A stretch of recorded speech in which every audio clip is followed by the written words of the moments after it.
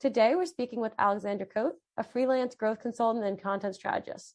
Alexandra helps SaaS and B2B companies design their growth and content marketing strategy from scratch and create actionable plans that support their product marketing efforts, rank high in the search results, and get people to take action. So I'm Alexandra. I am a SaaS growth marketing consultant. And for over 5 years, I've been working with companies on both the website side of things, as well as how you can connect whatever you have on your website. So your messaging, your brand values, anything really with what goes on in your product. So what you'll see in our discussion today is that I'm a very product first marketer. So I like connecting everything that goes on the website, as well as with really other strategies you're going to employ with the product that you are selling. Some favorite examples of websites that we can learn from. So my go-to website or company, if you will, is Elementor. Really, for almost any industry, it's kind of the one I use as a benchmark. So if you look at just their homepage and the way they're structured their menu, and specifically the other pages they have on their website. And then really, if you look at independent blog pages and the speed of their website, so the SEO tweaks they made. And also, if you look really at, they have some like a community, a partnership program, everything they do is really done the correct way, if you ask me. So usually whenever I'm not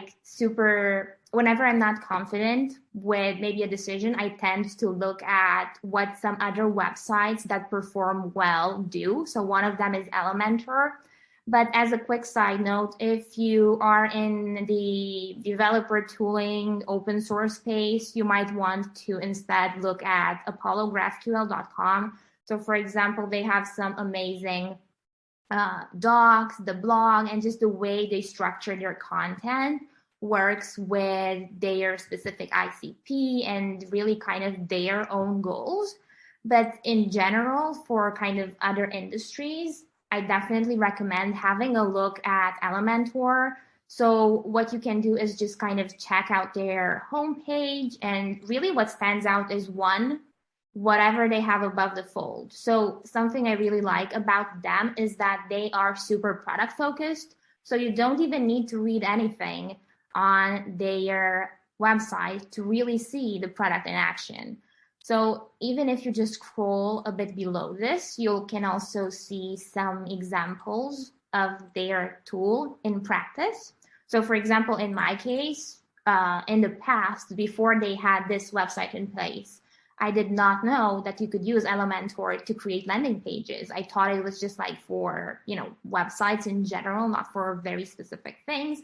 So having these outlined kind of helps you clarify exactly what the product's about. What are some trends that you're currently seeing right now for a website? On one end, I look every single day at Product Hunt, but then I also use some websites where it's essentially like a directory of landing pages.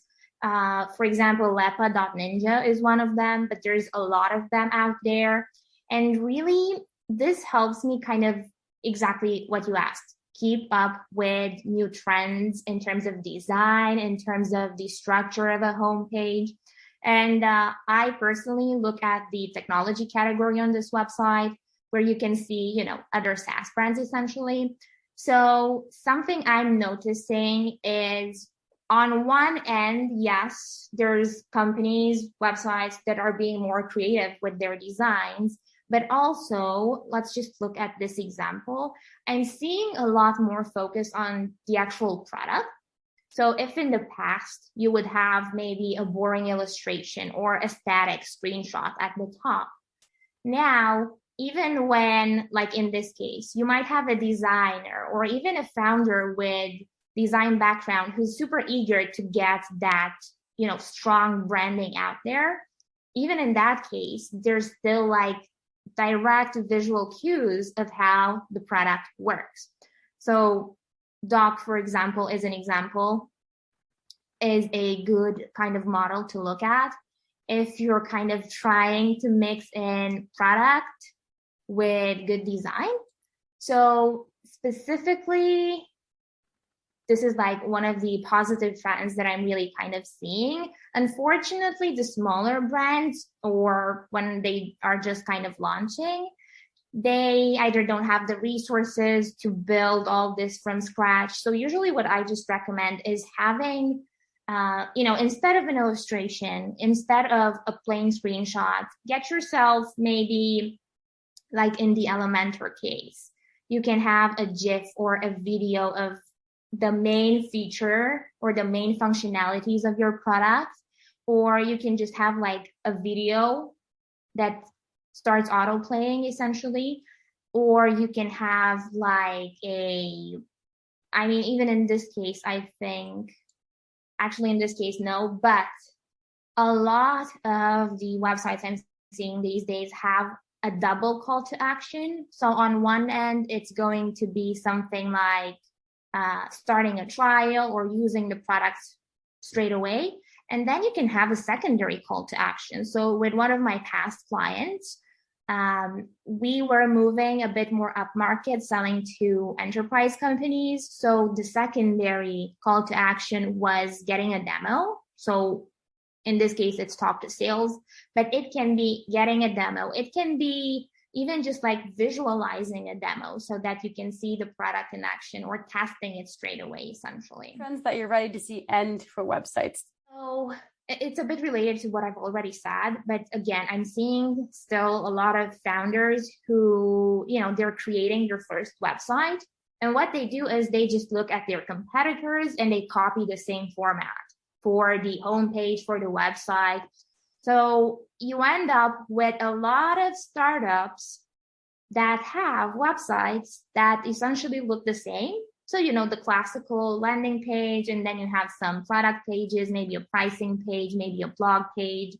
And if you pair this like boring structure with messaging that doesn't really resonate with anyone, so, you are launching a project management tool and you're bragging about how it's going to change the way you manage your tasks. Every other tool does the same exact thing. So I would suggest, even from an early stage, kind of working with the way you structure your homepage creatively and also with your messaging. Again, if you look at some examples of just brands that are either launching right now or rebranding, you'll see that you can get as creative as possible. And I think that this period, your first year in business, if you will, is the perfect chance for you to be creative, because this is when you can use your website to really kind of stand out, essentially. And there's a lot of things you can do. I have another example here from Mixpanel. They have a lot of the, classic elements, essentially. But really what they did was they thought a bit more about exactly what users, so people visiting the website, would need, kind of what questions they wanted answered.